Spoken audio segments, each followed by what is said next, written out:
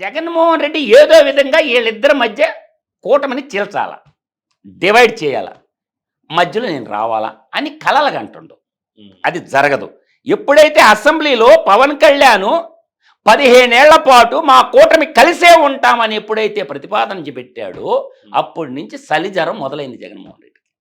ఏదో విధంగా చేసి అబద్ధాలు చెప్పి అభూత కల్పన చేసి బూతులు తిట్టి, అర్థమైందా, వీళ్ళని ఎడగొట్టాలనుకుంటే పవన్ కళ్యాణ్ పెద్ద బాంబు పేల్చుండు.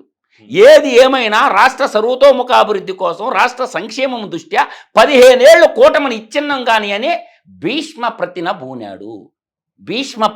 పూనాడు. కాబట్టి ఇంకా ఆ రోజు నుంచి జగన్మోహన్ రెడ్డి జెండా ఎత్తేసిండు. జెండాపై కపిరాజ్ అని జెండా ఎత్తేసిండు. ఇంక ఈ జెండా నిలవదరా నాయన, మన అజెండాలు ఏం చేసినా పనిచేయవని చెప్పి మనకు చూసుకోవటానికి సాక్షి టీవీ ఉంది, రాసుకోవటానికి సాక్షి పేపర్ ఉంది.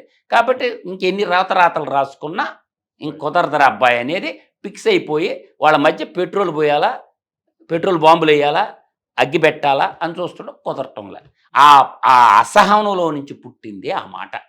అందువల్ల ఏంటంటే పవన్ కళ్యాణ్కి, తెలుగుదేశం పార్టీకి, జనసేనకి తెలుగుదేశాన్ని నెట్ట నిలువుగా చీల్చి ఆ చలి మంటలో ముఖ్యమంత్రి కావాలా అన్న ఒక ఆకాంక్ష ఏదైతే ఉందో అది ఈ జన్మకు నెరవేరు.